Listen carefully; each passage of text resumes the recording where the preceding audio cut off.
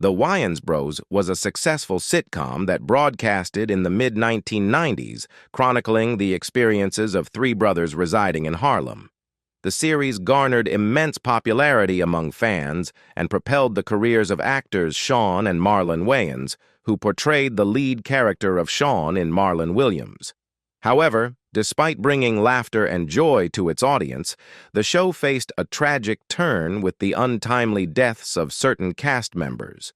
In this video, we'll explore the lives of the actors who passed away from the Wayans siblings. Before delving into the content, kindly ensure to hit the like button and subscribe to stay updated on our future videos. John Witherspoon. John Witherspoon, the adaptable performer and humorist, portrayed the character of John Pops Williams on the program, a role that will be remembered. Witherspoon passed away from a cardiac arrest at his residence in Sherman Oaks, California, on October 29, 2019, at the age of 77. Witherspoon wed Angela Robinson in 1988, and they nurtured two sons, John David and Alexander. David Letterman, the godfather of his two sons, was Witherspoon's closest companion. Born on January 27, 1942, in Detroit, Michigan, Witherspoon subsequently altered his surname from Weatherspoon to Witherspoon. He was one of 11 siblings, with his older brother William becoming a songwriter for Motown, co-writing the lyrics for the 1966 hit single, What Becomes of the Broken-Hearted. Witherspoon occasionally pursued modeling. In the 1960s and 1970s, he embarked on his stand-up comedy journey, forming friendships in the industry with individuals such as Tim Reed during his tenure on WKRP in Cincinnati and The Richard Pryor Show, Robin Williams, also on The Richard Pryor Show, Jay Leno, and David Letterman. His inaugural television appearance occurred on the 1970s CBS program Barnaby Jones, where he played a camp counselor for youth struggling with drug addiction. Subsequent appearances included roles on Good Times, What's Happening, and The Incredible Hulk. By 1977, he became a regular on The Richard Pryor Show, an NBC American comedy series, paving the way for his 1982 role in WKRP in Cincinnati as Detective Davies in the fourth season episode Circumstantial Evidence. In 1981, he featured in the NBC police drama Hill Street Blues as a man attempting to purchase a hot dog from undercover Detective Belker. Additionally, in 1981, he made an appearance on NBC's legal drama L.A. Law in the episode On Your Honor as Mark Steadman. Witherspoon also appeared in You Again as Osborne. His television show credits extend to 227, an NBC comedy portraying the lives of women in a predominantly black apartment complex, and What's Happening Now, the follow-up to What's Happening. In 2003, Witherspoon made an appearance on NBC's Last Comic Standing, a reality television program that chose the top comedian from a pool and awarded him a contract in the Las Vegas finals. During that identical year, he took on the role of Orrin Jones in the Proud Family episode titled Adventures in Babysitting. Subsequently, he made a guest appearance in an episode of Kim Possible. Concurrently, Witherspoon was featured as Spoon in all 18 episodes of the humorous series The Tracy Morgan Show. Witherspoon is present in several music videos by artists in the music industry. In the year 2000, he starred in the music video for hip-hop icon Jay-Z's popular single, I Just Wanna Love You, Give It To Me. He also appeared in the music video for Field Mob's track, Sick of Being Lonely. Additional music video acknowledgments encompass Goody Mob's They Don't Dance No Mo and LL Cool J's Ain't Nobody. In 2008, Witherspoon launched a hip-hop comedy album titled 63 Cent. Returning to his comedic origins, Witherspoon initiated a comedy tour that premiered on television on March 28, 2008, on Showtime. In the course of his 2009 tour, he made 19 stops across the nation. In December 2011, Witherspoon delivered his stand-up comedy routine once more on the platform at the Funny Bone Comedy Club, located at Harrah's Casino in Tunica, Mississippi. Jeanette Dubois. The skilled vocalist and performer Dubois took on the character of Grandma Ellington in the Wayans Bros show. Dubois passed away on February 17, 2020, due to a heart-related incident at her dwelling in Glendale, California. Dubois initiated her acting journey on the stage in the early 1960s, marking her Broadway entrance with a minor role in the short-lived production The Long Dream, which had a 4-day run in February 1960. She participated in the production A Raisin in the Sun alongside Louis Gossett Jr., although not in the original Broadway staging. Following her involvement in the play The Blacks in October 1963, she became an alternate for the role of the housekeeper, played by Gertrude Jeanette, in the comedy Nobody Loves an Albatross, which extended until June 1964. Dubois's early television acting contributions involve her role in the 1969 television film J.T. and her portrayal of Loretta Allen on the soap opera Love of Life from 1970 to 1972, emerging as one of the initial African-American female regular cast members on a daytime series. Her cinematic debut was as Vera in Diary of a Mad Housewife, 1970. She assumed the character of Stormy Monday in the 1973 comedy Five on the Black Hand Side and took part in Lanford Wilson's play The Hot L Baltimore that same year.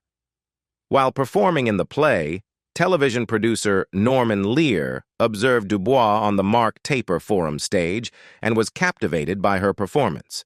He enlisted her for his CBS sitcom Good Times as Willona Woods, the neighbor of the Evans family and the best friend of family matriarch Florida Evans, portrayed by Esther Roll.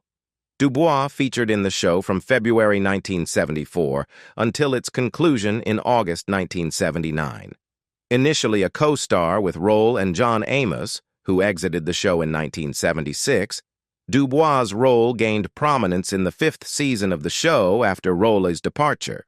She resumed her co-starring position when Roll returned in the 6th and final season in 1978. Following the conclusion of Good Times in 1979, Dubois released the album Again, Jeanette Dubois on her Peanuts and Caviar label in 1983.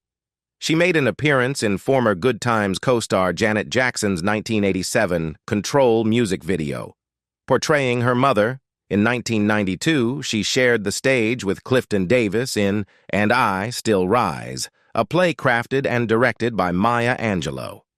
Dubois entered into matrimony with Sajit Gupta in 1950. As per her Brazilian consular record, Dubois finalized her separation from Gupta by April 1959, although an alternative account asserts that she remained in wedlock as of 1964. Dubois and Gupta shared the joy of parenthood with 4 offspring: Provat Gupta, Rani Gupta, Kesha Gupta, Fields, and Raj Christo Gupta, who succumbed to cancer in 1987 at the age of 36. Provat presently serves as a basketball coach in California. In 1959, Dubois experienced a romantic entanglement with the actor Brock Peters. Sherman Hemley. Sherman Hemley made an appearance on the series as Mr. Stone, portraying the landlord of the building where the show unfolds. Hailing from Philadelphia, Hemley, who authorities reported passed away on Tuesday evening at his residence in El Paso, Texas, at the age of 74, initially took on the role of George Jefferson on the CBS program All in the Family before transitioning to The Jeffersons. The comedy series had a successful 11-season run from 1975 to 1985. Accompanied by the gospel-style theme song Movin' On Up, the popular show depicted the prosperous former neighbors of Archie and Edith Bunker in Queens as they navigated life on New York's Upper East Side. Hemsley and the Jeffersons, with Isabel Sanford playing his wife, frequently confronted contemporary issues of racism while also embracing the sitcom archetype of a quick-tempered, opinionated patriarch attempting, often unsuccessfully, to manage his family. Hemsley's spirited, diminutive father with an exaggerated walk served as a kind of black counterpart to Archie Bunker, a resolute, high-strung man with a deep aversion to whites. His preferred term for them was honkies. However, unlike the blue-collar bunker played by Carroll O'Connor, he was a prosperous businessman who was as wealthy as he was brash. His wife, Wheezy, often played his foil while delivering plenty of witty retorts. Despite the character's numerous flaws, money-driven, prejudiced, temperamental, a boor, Hemsley succeeded in making him endearing, a factor contributing to the show's enduring popularity. Similar to O'Connor's portrayal of Archie Bunker, deep down, Hemsley's Jefferson cherished his family, his friends, even the ones he playfully teased, and had a good heart. His portrayal garnered Emmy and Golden Globe nominations. Norman Lear, the producer of The Jeffersons and All in the Family, remarked upon learning of Hemsley's passing, describing him as a love of a guy and immensely talented. El Paso police reported that the actor was discovered deceased at a residence where neighbors mentioned he had lived for many years and no foul play is suspected. After the abrupt termination of The Jeffersons, Hemsley took on the lead role in the television series Amen, portraying a passionate Philadelphia church deacon named Ernest Fry. The program endured for 5 years, spanning from 1986 to 1991. Jackie Harry, a close associate who made appearances on the series, mentioned that she and Hemsley had intended to embark on a tour featuring the musical Ain't Misbehavin'. She shared that they had recently discussed the plan and that he appeared to be in good health and high spirits. Helen Martin. Helen Martin made an appearance on the series as Mother Evans, an elderly woman residing in the same apartment building as the main characters Sean and Marlon. Helen Martin, a character actress known for her role as the elderly neighbor in Marla Gibbs's television series 227 in the mid-1980s, and as Halle Berry's maternal figure, Mama Doll, in Warren Beatty's film Bulworth, has passed away. She reached the age of 90. A respected performer who commenced her career on Broadway, Martin passed away on Saturday at her residence in Monterey, Calif, due to a heart attack. Over the last 3 decades, the actress regularly featured in various television series depicting black families, often portraying a grandmother or other elderly relatives and occasionally taking on roles such as a nun or church worker. She appeared in That's My Mama with Clifton Davis in the early 1970s, Benson, Good Times, 2-27, in the notable role of outspoken Pearl Shea, Full House, The Parent Hood, The Wayans Brothers, and in the late 1990s, Bananas in Pajamas, and The Jamie Foxx Show.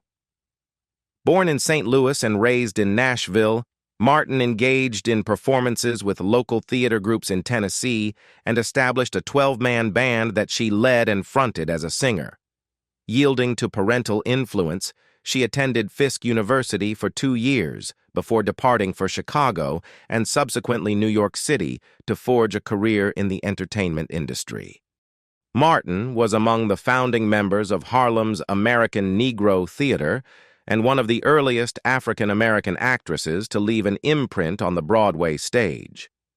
Orson Welles included her in his rendition of Native Son. Her Broadway credits encompassed Deep Are the Roots, directed by Elia Kazan, The Long Dream, directed by Lloyd Richards, and The Amen Corner, scripted by James Baldwin. She also assumed the role of an African queen in Jean Genet's historical play, The Blacks, which premiered on Broadway and later toured Europe. Beyond television series, Martin participated in several specials and TV movies. Her preferred role was as the village elder in the miniseries Roots.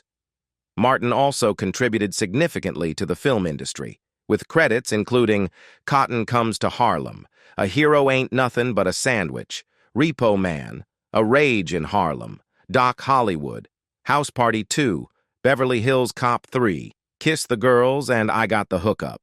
She received an NAACP Image Award nomination for her portrayal as the hero's grandmother in the 1987 film Hollywood Shuffle. Gary Coleman. Gary Coleman portrayed himself in the television series.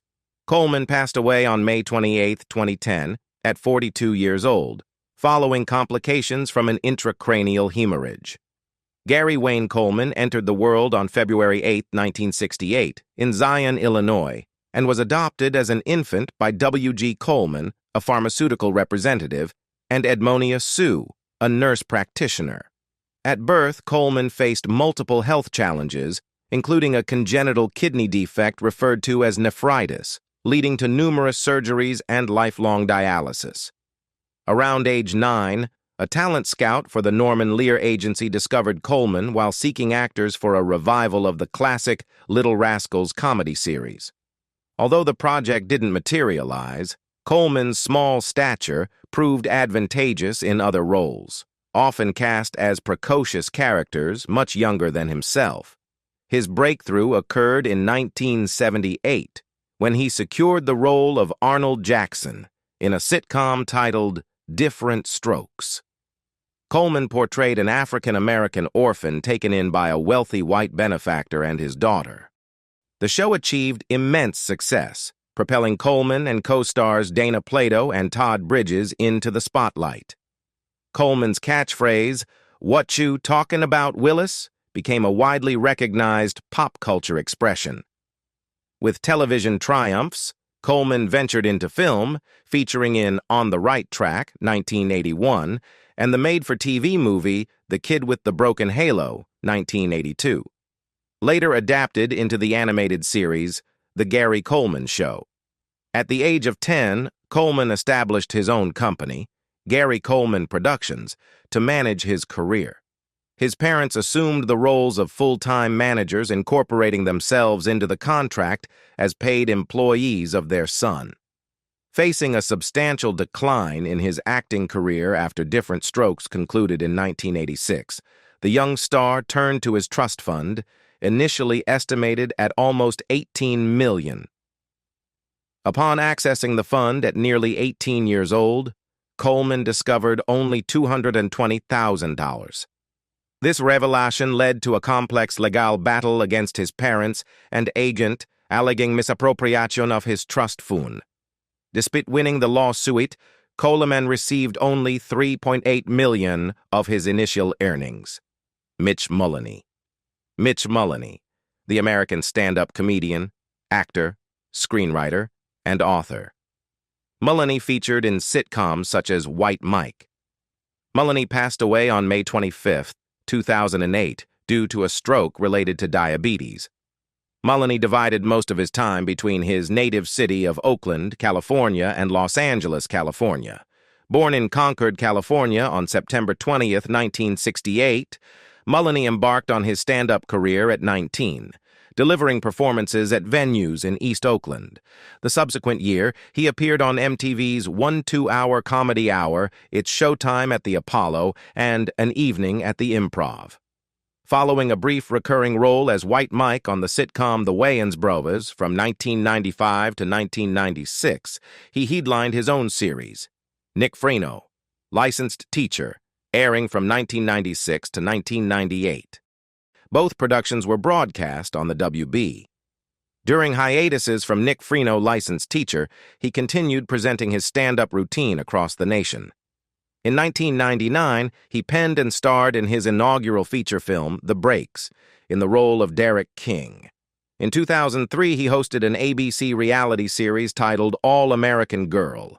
He made numerous appearances on The Tonight Show with Jay Leno. In 2006, he authored and released a book titled Stranded at Almost, and initiated a YouTube channel on January 27, 2007. Wow, what an incredible journey we've had today. I hope you enjoyed every moment of this video as much as I did creating it for you. If you liked what you saw, don't forget to hit that like button below. It truly goes a long way in supporting the channel. Now, before you go, I want to express my deepest gratitude to each and every one of you, our amazing community. Your comments, likes, shares, and subscriptions mean the world to me. It's your support that keeps this channel going, and I'm incredibly thankful for that. Remember, your feedback is crucial. If there's a specific topic you want me to cover or a question you'd like answered, drop it in the comments below. I read every comment, and I'm always looking for ways to make content that you'll love.